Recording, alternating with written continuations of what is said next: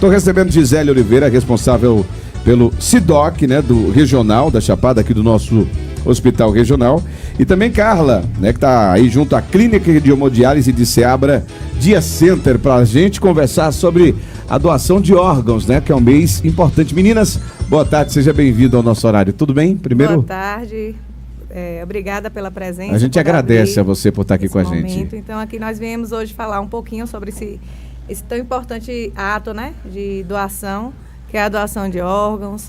Nós temos aí dia 27, amanhã, Dia Nacional de Doação de Órgãos. Então, é uma campanha que nós estamos aí vindo para buscar essa doação, para conscientizar a população sobre a importância desse ato. Muito bem, vamos começar já com esse papo da gente, explicando para aqueles que estão acompanhando o Jornal do Meio Dia. A gente até trouxe o exemplo, Elias aqui nos ajudou, trazendo alguns exemplos pessoais.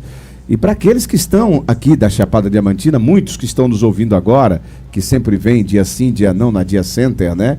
Explicar para aqueles parentes e os familiares. Primeira pergunta que eu vou deixar é: quem é que pode ser doador? Como é que funciona? Como é que está a nossa região nesta prática, trazendo aqui para a Chapada Diamantina? Puxa o microfone um pouquinho mais para você, pode trazer.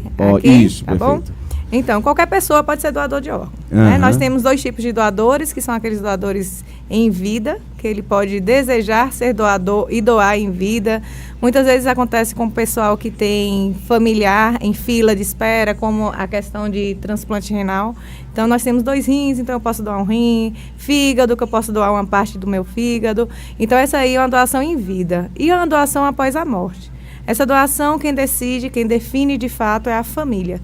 A família vai definir se vai ser ou não doador. Mas para isso... Tinha antes um negócio que você poderia deixar no documento. Isso. Hoje não pode mais? Hoje não tem essa questão de deixar no documento. Nós até temos um local que você registra como ser uma vontade de ser doador, para que a família saiba dessa vontade. Mas quem define, de fato, essa doação é a família. E por que isso mudou? É uma curiosidade pessoal. Pessoal, porque antes tinha isso, né? Tinha, na identidade. Você coloca, antes de morrer, coloca lá no documento, eu sou doador. Isso. E por que isso mudou?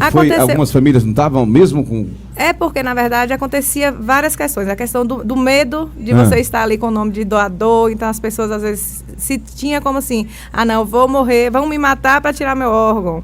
E aí, muitas pessoas com esse medo, acabavam que não colocamos quando não doador. E aí acabava. E aí caiu por lei, né? Caiu por terra. Entendi. Então não... Cara, interessante. Chega mais um pouquinho para frente para ficar mais pertinho do microfone. Perfeito. Diz pra gente aí, para quem está acompanhando, quais são os requisitos, né? Quais são os requisitos para se tornar um doador? Não aqui, mas no Brasil. Como é que funciona essa lei? Então vou contigo? Comigo. Aqui. Pode trazer. Então, assim, para ser doador, você tem que falar, você precisa, ou em vida, você vai ter que ser compatível com aquelas pessoas que estão na fila. E quando você evolui para a morte encefálica, que é quando você pode ser doador, é sua família dizer um sim nesse momento. Nesse processo existe o quê? Várias avaliações que o médico faz para ter o diagnóstico de morte encefálica, para que possa acontecer a doação. Então, é uma fila que existem várias pessoas. Hoje nós temos uma média de, 47 mil pessoas esperando um transplante, né? Isso a nível de Brasil ou de Estado? Brasil nós temos 47 mil e no estado da Bahia 2.606 pessoas em fila de espera. Existem algumas contradições, né? A gente viveu aí um cara super famoso e que rendeu muito comentário na rede social, falando-se em fila. E na rede social as pessoas às vezes elas não lêem a matéria, elas vão ler os comentários.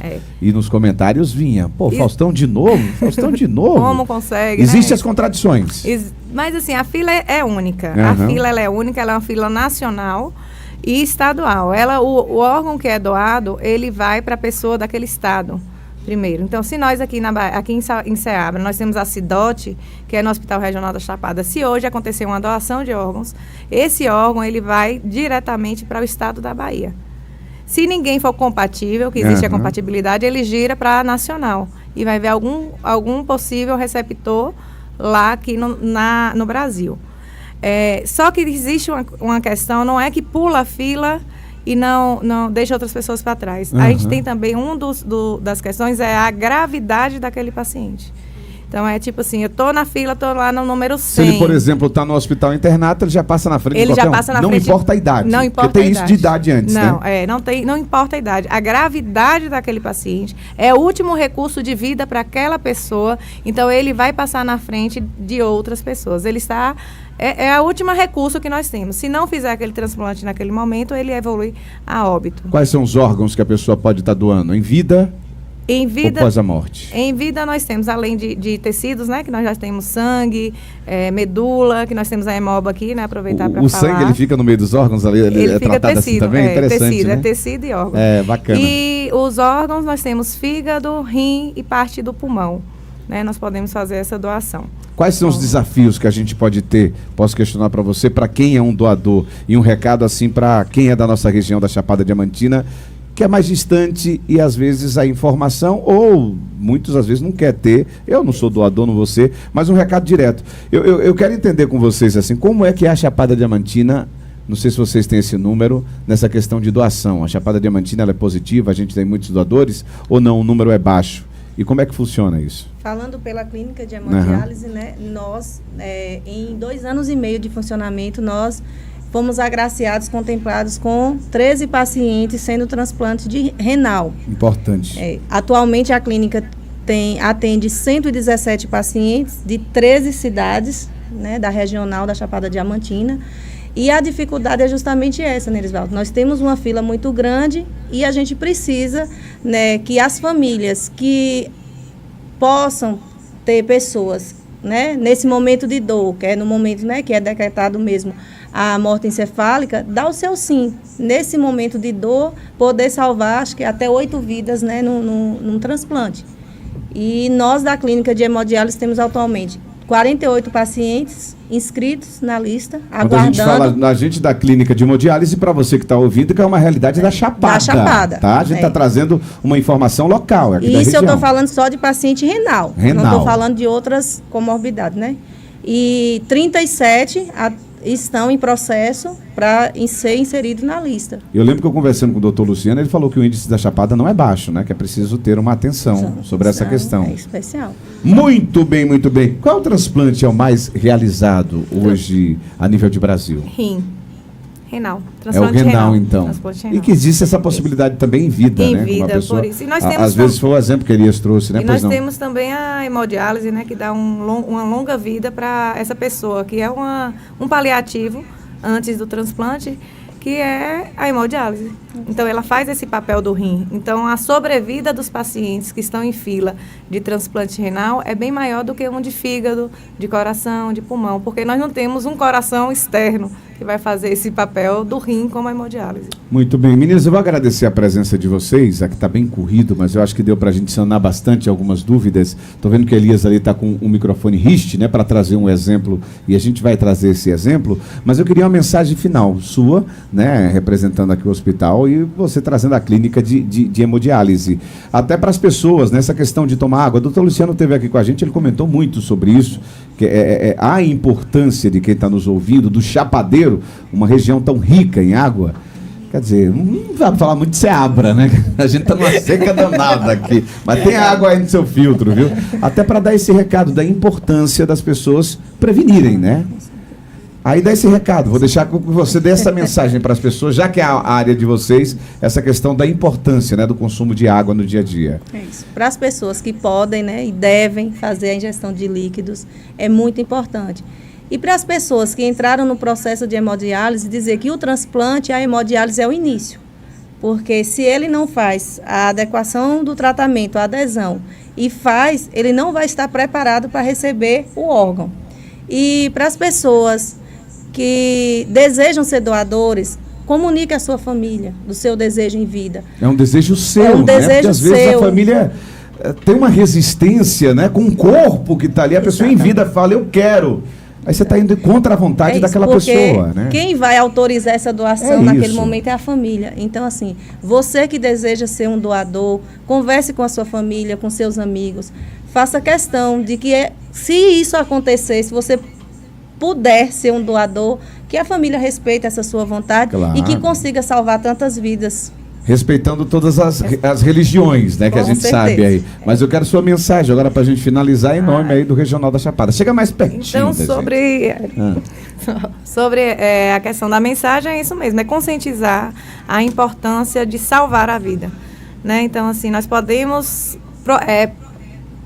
dar vida a outra pessoa. Eu sei que é um momento de dor, é um momento de uma decisão rápida, então a gente perde o ente querido, muitas vezes ali na morte encefálica, e é uma decisão que a gente precisa dar ali com uma certa rapidez, que nós não temos um tempo hábil de ficar esperando.